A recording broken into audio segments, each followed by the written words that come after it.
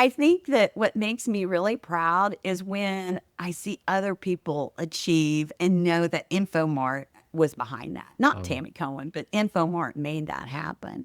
Those are my, like, I love those moments.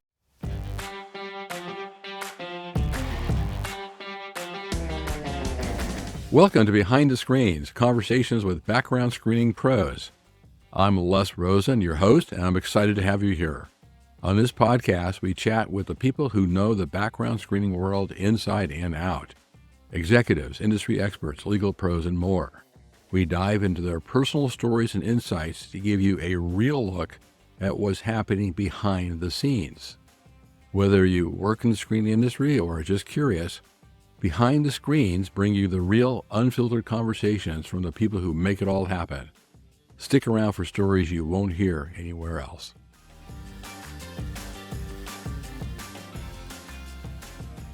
Ladies and gentlemen, Les Rosen here, welcoming you to another episode of Behind the Screen, sponsored by our good friends at the Pre-Employment Directory and Barry Nixon. And today is a very special program because we have a guest I have been waiting a long time to have on this program. And I can say with complete certainty that today's guest is not only an industry legend with an incredible track record of leadership and accomplishments, but she remains one of the most down-to-earth people you'll ever want to meet, one of the nicest people in the industry, a complete legend, a person who has been given the title by people in the industry as the Queen of Screen. We have Tammy Cohen with us today. Tammy, welcome to the program. Thank you, Les. I appreciate you inviting me. No, I've been wanting this to happen for some time now, so I'm glad we're finally able to arrange schedules, and it's a real pleasure, Tammy, having you here. Right? We'll go through this, but I've known you for so long, and this is really exciting for me to have a chance to talk to you. So let's get started. Where are you today? Where are you talking to us from today? I am in Atlanta, Georgia. Okay. And that Atlanta has been your home base for a long time, hasn't it?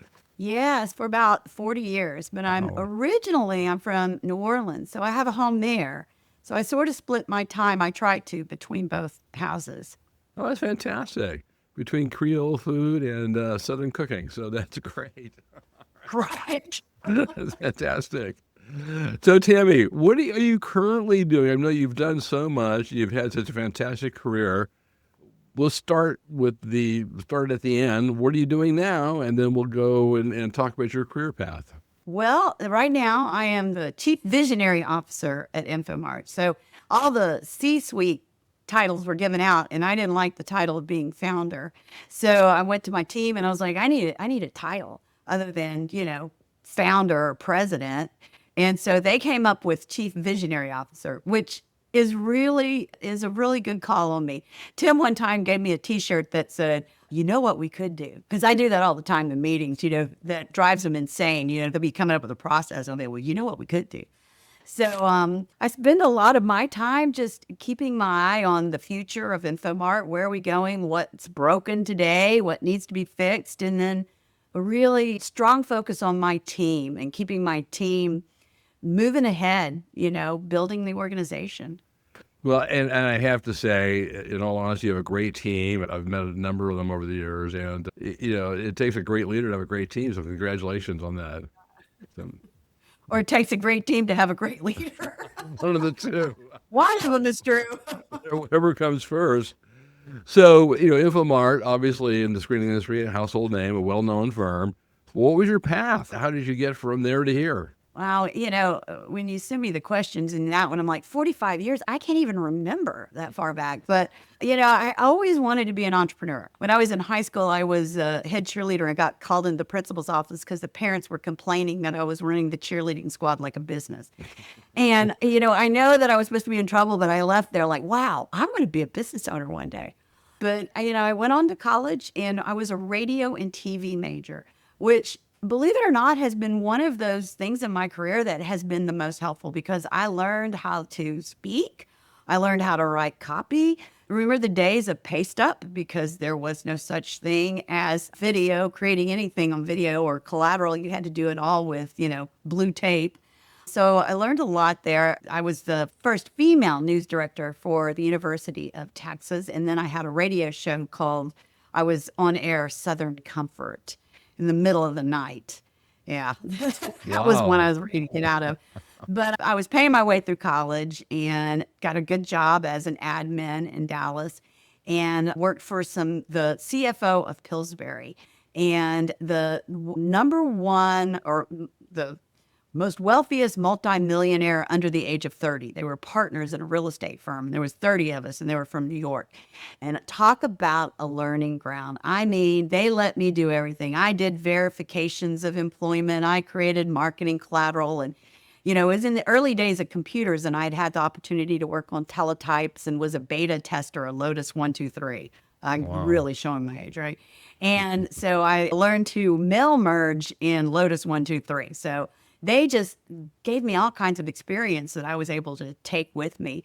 So I moved from there to Atlanta and got a job working for another real estate investment firm.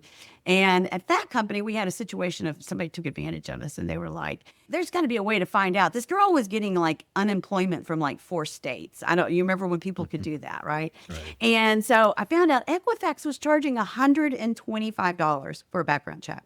Now, you think about that today and you're like, wow. But, I'd done verifications. I'd worked in a bank, so I knew about credit. And, I knew because I was in real estate, I knew all about public records. And I'm like, there's no more than like $3 in this. So I started thinking, I really want to start my own business. But I continued on as, they called me property manager, but I was really administrative assistant. But we built the Glock building, Glock handguns. Mm. And there was 3 of us on the team. And after we built the building, Glock gave us, 5 handguns. And, they didn't give me one. That was a real Southern swag back in the day, right? You wanted a Glock handgun. And they didn't give me one. So I walked in, I'm 25, I'm crying and, what's wrong? And I'm like, I quit. Well, why? And I was like, because you didn't give me a gun. And he's like, I'll give you a gun. And I'm like, no, I quit. It's the principle. And I got in my car and I'm like, oh no, I can't go back in there. What am I going to do? And so I thought, well, I'm just going to go ahead and start this business. I mean, that night I got home and started, drafting out how I was going to be a background check company. That's And so in incredible. 1989, started Infomart. Wow, that's absolutely an incredible origin story. That's fantastic. And then, as they say, the rest is history. Well, I brought some props to show you from history, yours and my history. Okay. So do you remember the days when we had a wall of yellow pages because you didn't want to dial 411 to do a verification? Exactly. Well, do you remember this? Oh yeah, The the Mike county, Sankey the County county, Locator. Oh yeah. So yeah. for those of you not familiar, you used to have to take the zip code to find the jurisdiction you were going to do a criminal history in. Do you remember doing that? Now it's all automated. People don't even realize that some of these cities are in, could be in 3 counties. So this is one that's going to really take you back. Okay, you ready for this one? I'm ready.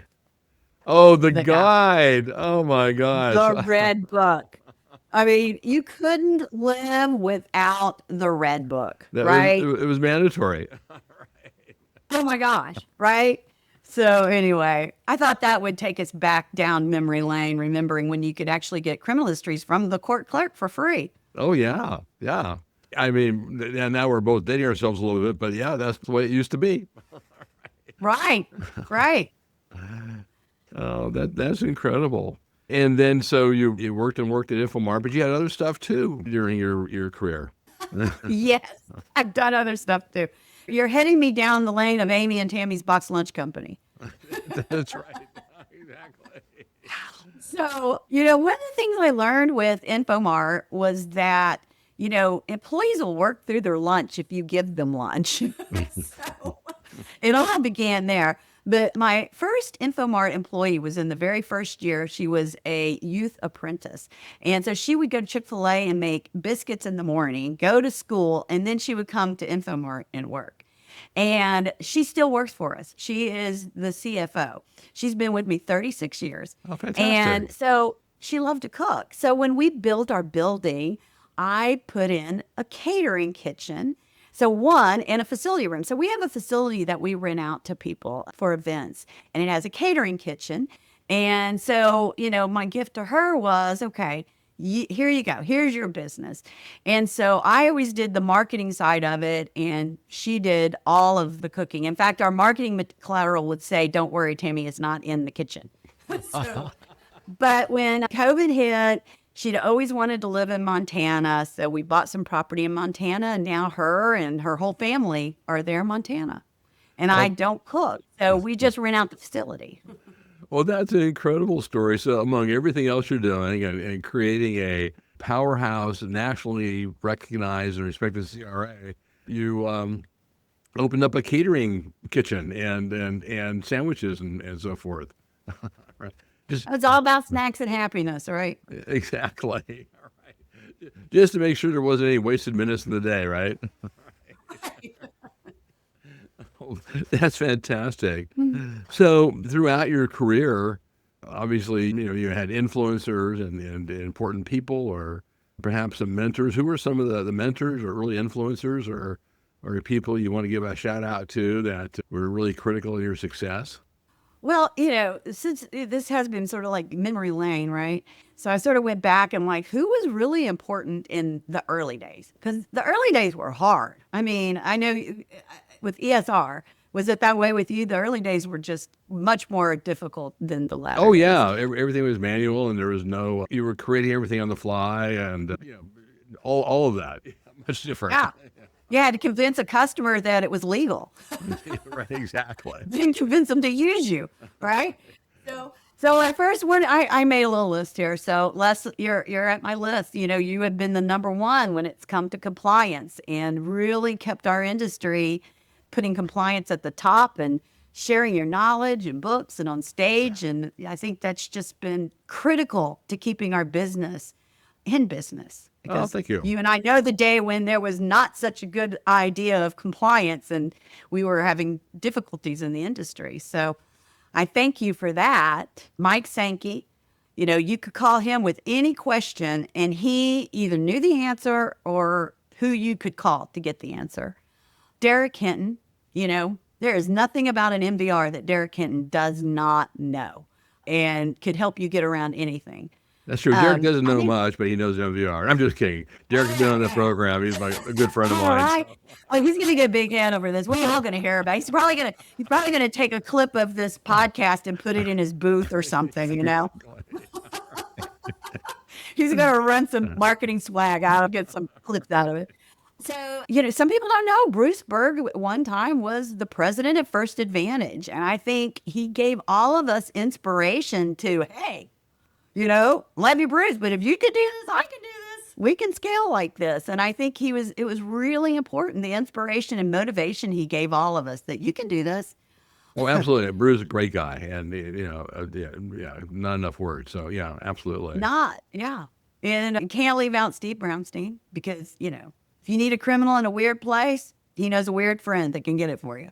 And, he did his first little trade shows back in the day. And I used to take a team of like 10 or 12 people. And we used to have our processing retreats. We would do like 2 days before the conference. So those were not very professional conferences for our team. We left with some very unprofessional stories. Well, that was the beauty of the Steve's Tampa conferences. You learned and you had fun too. Yeah, where you had fun and maybe you hope you learned. So, and then I have, Craig Cadell. No one knows referencing or credentialing like Craig. I mean, and he's just a good guy. I mean, you can't not enjoy any time you spend with him. And my list could go on, but those are some people in the early days that I thought were really important. And Craig was actually the first guest on the podcast, and I actually brought Craig in the industry because he worked for me. I was his first industry job, and one time I didn't know if he was going to thank me or take it out on me, but he apparently he likes his career, so I'm happy about that. Oh, that's fantastic. You picked a good one in him. You picked a good one. Oh, that's great. So with all these adventures and, the journey that you've undertaken, why don't you share with us some lessons you learned? I mean, we all learned lots of lessons, but what are some lessons you learned in your career that has stuck with you that you like to share? So I don't know if you know that I franchised early in the day. And ERS, like HR Plus was actually one of my franchises. And it was a huge debacle. It was the worst business decision ever made.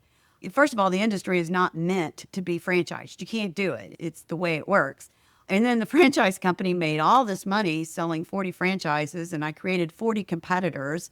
And then it was bad. It was bad. But what I learned from that was a lot. I wasn't even 30 yet. And it was sort of that moment of, I thought I was really cute and smart because I'd been so successful, growing my own business, doing everything. And I learned at that point, you got to grow up and be a real business person. That, you don't sign things unless you read it. And there's got to be, there's guardrails around what employees can and can't do. And you need to protect your IP and you need a trademark. And I think so many times people go into business and they think, oh, I can do this because they know the operation sides back and forth and they can be the very best in the industry. But if you don't know how to run a business, you can't have a business. So I think that was a big lesson that I learned. And then I think from that, there was a lot of other things that fell through with that. But I learned to rub it and run, is like I always try to call it. And that, you get hit with things all the time in our industry.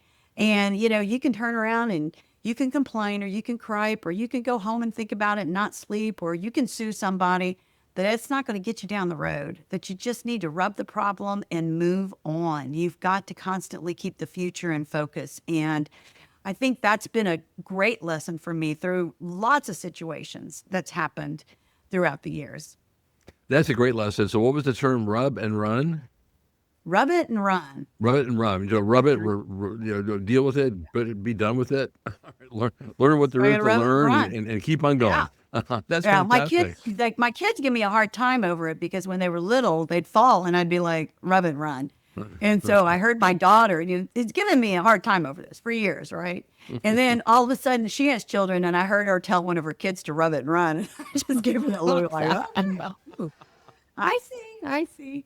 I always tell people that, your employee policy and procedure manual should be every problem, every mistake you ever made. Right.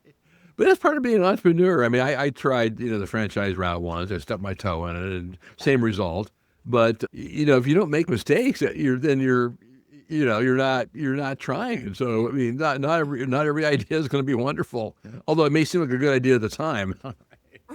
Right. That franchise one, I hope our top competitors think they can franchise. Right. Well, rub and run, or live and learn. Right. Either way.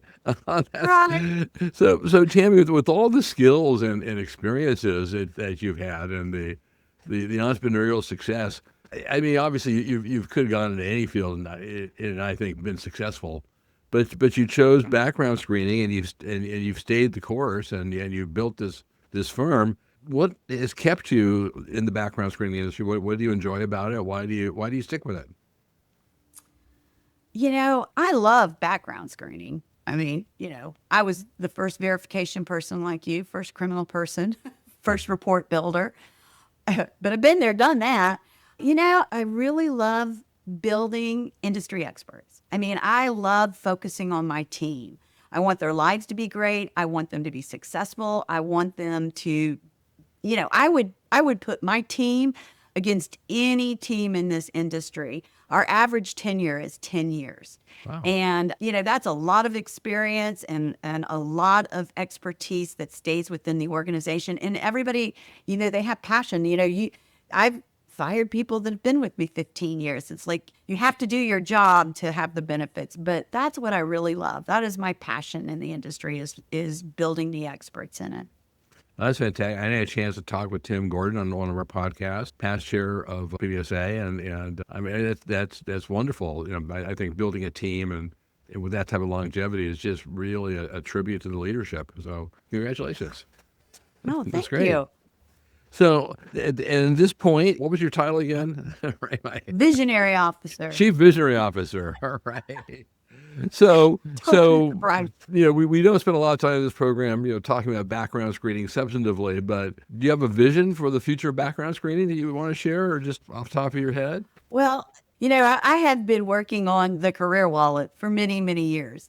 and still working on Career Wallet. But the thing I've learned is, we were the first ones that came out with, a biometric identity Right. verification, like over 10 or 11 years ago. And too many times I've been bleeding edge and really just wasted money I didn't need to. So it's finding anymore, I think, the right time to do things that the customer is going to want to do it. Hmm. I was a little bit wrapped up in wanting to beat the big guys to it, where that didn't really pay off for me or them, actually. I could let them do things and watch by their mistakes. And I think I might have learned that as I've gotten older. So I do feel that we're going to become more sovereign. Our candidates are going to become more sovereign in the ownership and the control of their data. And I hope that's the way we go. I think that we also are going to be looking at skills being so much more important to employers than your college or where, you've worked, but also proving those skills. And, there's a lot of fraud that happens in that area. So I think this industry, that's what's, like I said, so great about it. It's always going someplace Right. new, and Yeah. we're always a part of the story of employment. Oh, that's And when great. AI takes all of our jobs from employment, then we might have a problem. But right now, I won't live to see that, I don't think so. No, I love your story. It reminds me of the old saying that you can tell a pioneer they're the ones with the arrows in their back, right? I mean I've never heard that, but well, yeah. yeah, the first movers are not always rewarded until the Oh, rest of the world catches up with you. oh yeah. Oh yeah. Well, in all the things that you've done and accomplished, what stands out in your mind as some proud moments? Moments that you think back and on an accomplishment, professional or personal, that kind of brings a smile to your face. Things that you're most proud of. Well, I am in, like we call it, pursuit of plaques. I love winning awards. I'm just all about that. But, I think that, when you think about your proud, the moment you're proud, right? That's when you tear up and you have to fight because you're so proud or Yeah. you're choked up. So, recently we did our employee awards, and a young man that Adam has mentored for many years won the award. And he couldn't help but the tears keep running down his face as he was accepting his award. And I was so proud that we gave him that opportunity to give him that career that allows him to have the lifestyle he wants. And I love those moments. And so, like, when Tim was standing on stage every time at PBSA, I couldn't look at him at times because I didn't want to cry because I didn't think, I thought maybe he might get him off step. But I was choked up every time. And one time Adam had to put his hands on top of my hands to quit clapping because I was getting so, anxious with my clapping. And but I think that what makes me really proud is when I see other people achieve and know that Infomart was behind that. Not Oh, Tammy Cohen, but Infomart made that happen. Those are I love those moments. oh, that's fantastic. And you mentioned Adam Townsend, who's Oh, the yeah. yeah, and he's the what, president or CEO now, or Oh, he's the CEO. okay. I don't know if you read my post, but I kept offering it and he kept telling me no because he wasn't ready. And I kept offering it. He kept telling me no because he wasn't ready. So I finally came to no. I offered it again and he said yes. And I was like, oh my God, finally. But I'm going to tell you, this is what makes me so impressed with the team that we have. He kept saying no because he didn't feel he was ready, but he immersed himself into learning M&A, learning so much outside of his realm. And he was already a phenomenal leader, but now, wow, he's an unbelievable CEO. Unbelievable. So that's you mentioned when Tim Gordon was at PBSA in his role as chair, and chair elect, chair, past chair, and that was a proud moment for you. What's been the role of PBSA in your career? I mean, I have such vivid memories of you and your team at some of the PBSA meetings, and yeah, I mean, you guys were always the fun guys, as far as I remember, but also very much involved. How's PBSA, formerly NAPBS, influenced your career? So when you called me in the early days, starting you were just like, we need to start an industry association.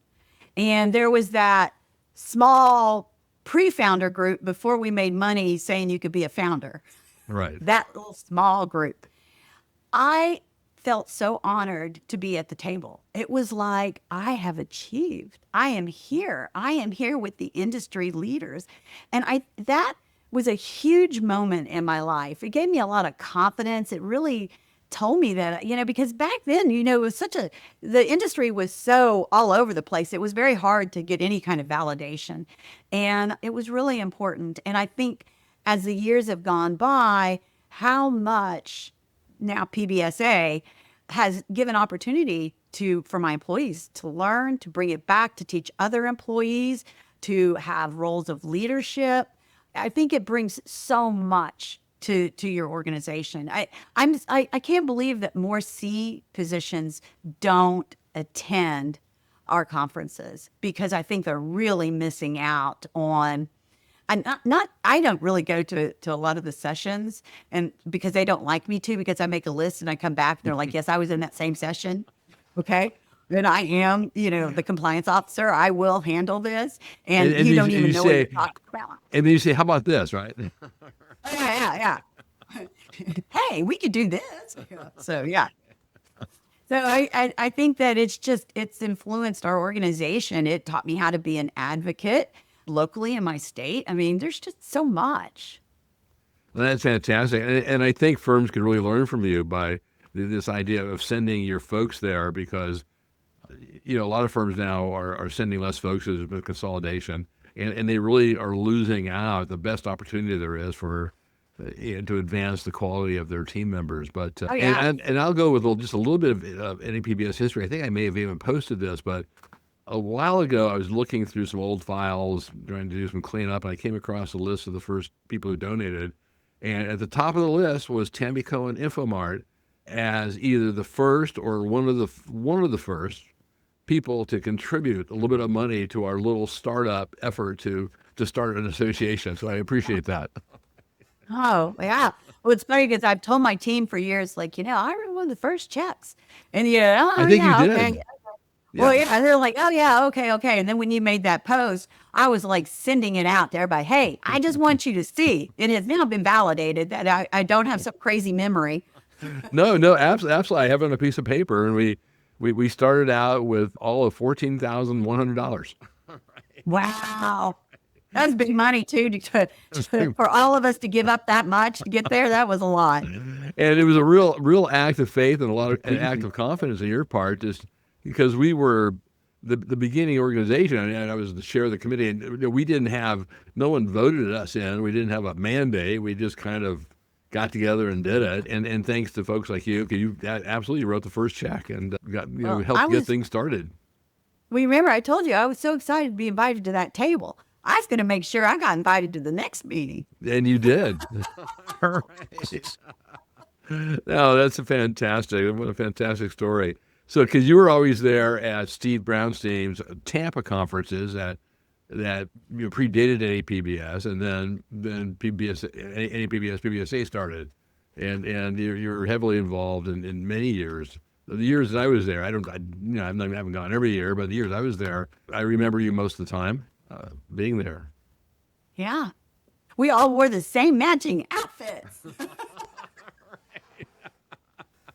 Oh, we were to do it. Now they would probably be like, absolutely not. But we were active to do it. Now you wouldn't do that.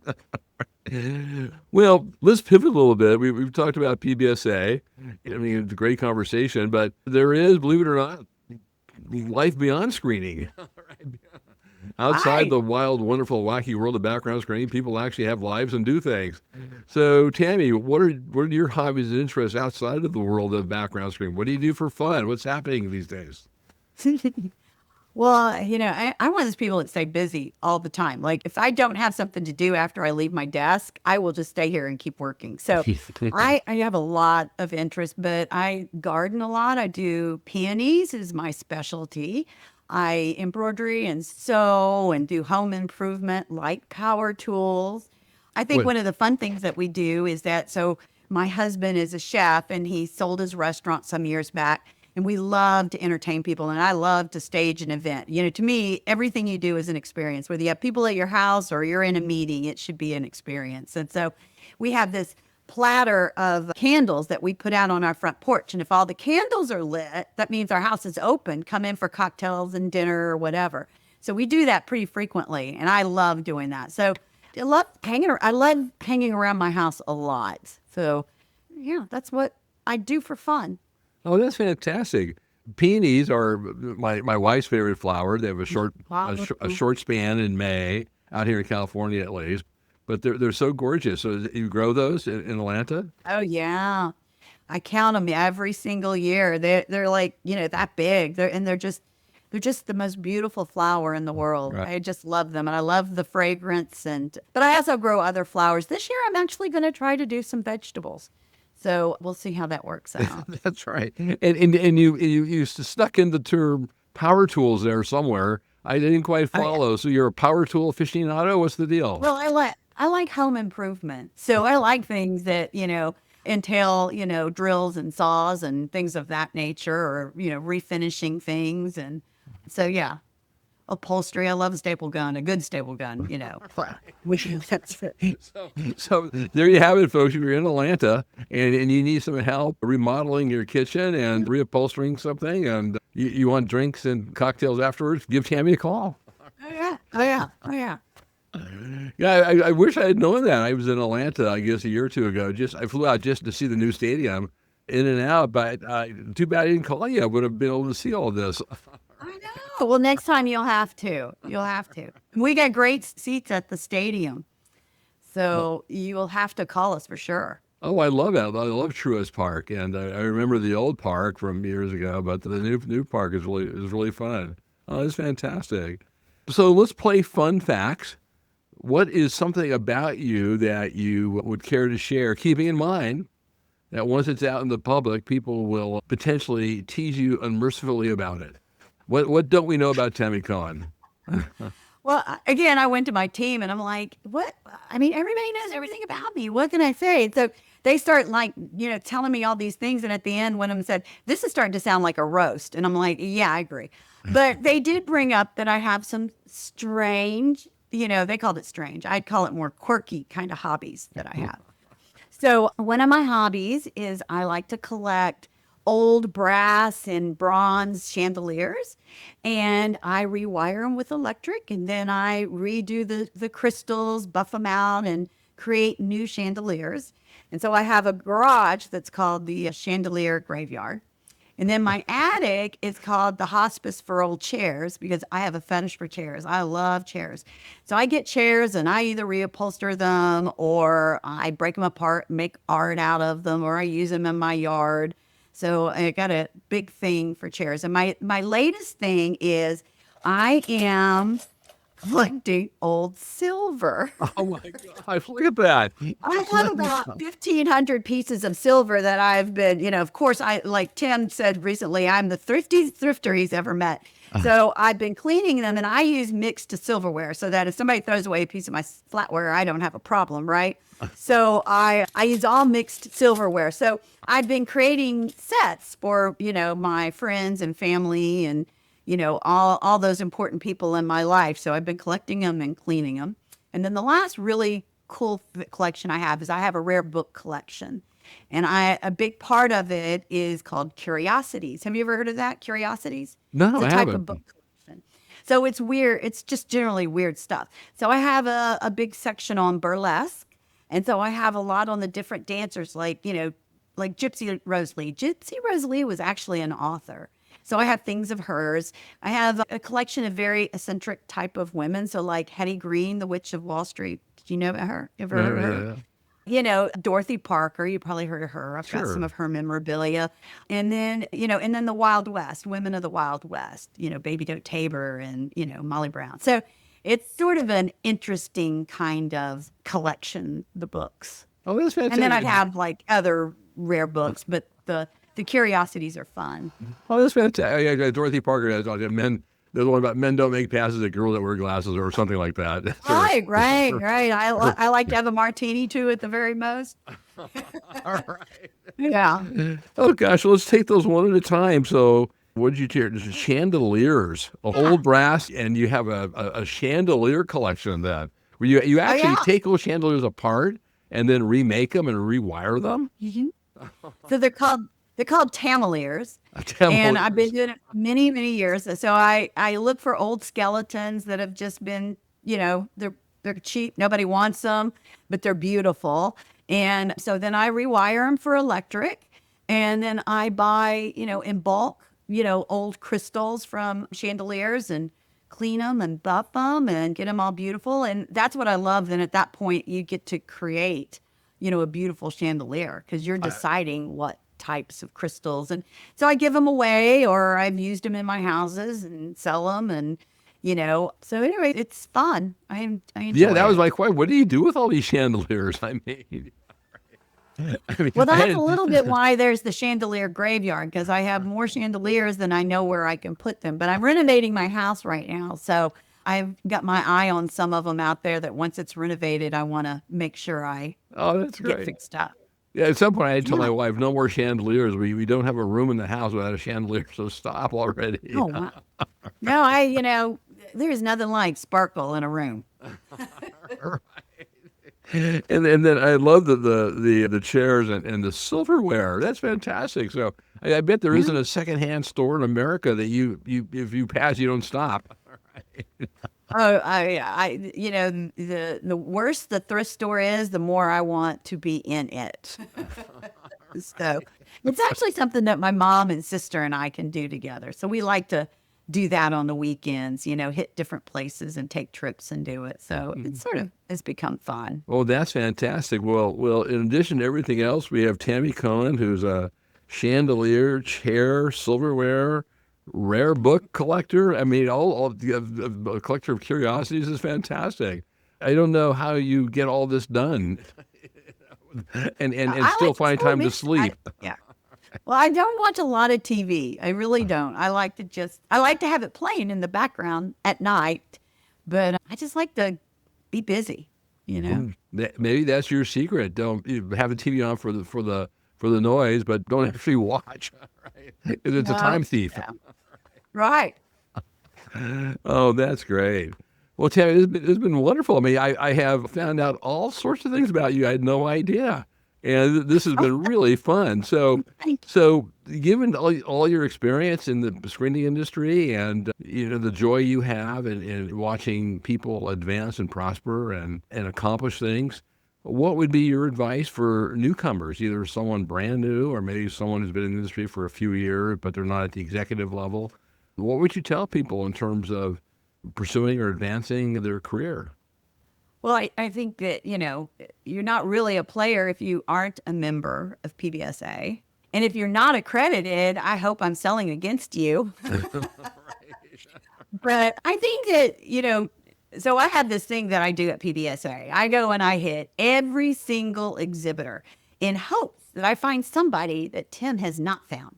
Now, Tim has gotten like really good at this about beating me. And it's the way that you can really keep up with the industry. And I really encourage whether you've been in the industry forever, like me, or you're new, go to every single booth and talk to them about what they're doing, why they're doing it, the compliance around it, how does it work. And you leave with industry knowledge, but you also leave with a friend. And I think that's just a great way to go about participating at PBSA. That's such great advice, and I think you're the first person to give that advice, but the idea of going to every vendor, because everyone has their own take, and people are so ingenious. And even when you think you know it all or you've seen it all, someone comes up with a new take or a new angle or a new efficiency that's just jaw-dropping. You go, oh my God, that's so obvious. Now that you've done it, it's obvious. It wasn't obvious before you did it. Right. Right. Well, until you go back with, so I have this thing where every week I take something off of LinkedIn, somebody that's just sent me, blind market me. And I have a meeting with them because I want to learn about, and it doesn't have to be in background checks, But I think that our team is really good about being open to hearing about new things. I think sometimes we're all like, oh, we've already got that handled. Well, no, we'll still have a call because you might have a new way of doing it. I just think there's a lot that we can all learn by, and our exhibitors are what keeps us, going in the industry. So, yeah, I think it's fun. Oh, that's And you're fantastic. sure to get an invite for that night somewhere. If you don't have plans, it's a good way to get dinner. Just saying. Just saying. That's absolutely right. All right. If nothing else, you may get a dinner out of it. Right, right. You won't be eating alone. That's fantastic. Well, Tammy, this has been just so much fun, and you're my first guest to bring props. So I loved seeing the handbook and the criminal record and your collection of silverware. That's priceless. I love that. So I think we covered a lot of grounds, but let me ask you: is there any other closing thoughts or anything that we missed talking about? Because the floor is yours. Okay, well, so brave of you to give me the floor. But I don't remember the first time I met you, but I do remember you as a great leader in the times that we met. And I think, we talk all the time about Les Rosen. He was the chair of the startup committee, and he's the chair of the first board. But what we don't talk about was that this was really your idea and your vision. And you were the one who had the vision to see that in our industry, if we didn't start having some guardrails and some self-imposed standards, we might not have an industry.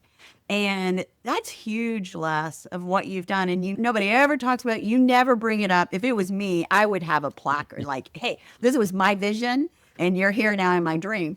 But you never say that. And I mean, you're the one who reached out and got a hold of people. And it was like that first crowd, everybody thought they knew everything. And you were having to corral a bunch of cats and keep them all in line and keep your temperament together. And by doing that, you've given thousands of people a career, and you have helped put millions and millions and millions into jobs because we do good and fair background checks. So you truly have changed the world for so many people. And I thank you for that. And I'm so proud that I know you. But I think other people need to know that about you. And so please, next time you see him at the conference, go up and give Les a hug. Tell him thank you. Tammy, that is so kind of you, and I'm very touched. So thank you very much for mentioning that. And I would have to say the same for you in a lot of ways, because what you've done is really revolutionary and visionary, and creating Infomart and everything you've done over the years has just been such an inspiration as well. So thank you for everything you've done for the industry. It's fantastic. Thank you. Well, thank you. I appreciate you having me today. It's been fun. So, ladies and gentlemen, our guest today has been the person that I call, and many other people call, the Queen of Screen, Tammy Cohen, founder of Infomart, a person who has done it all and see it all, but knows there's more to see and do, and has an incredible array of hobbies and interests outside of background screening that are just absolutely remarkable. And it was so much fun, and you've been such a great guest. Tammy, thank you very much. Thank you, Les. And ladies and gentlemen, this has been another episode of Behind the Screens, the true story of the people who are running the background screening industry and involved in the background screening industry, and looking forward to our next visit with you and our next guest. Thank you very much.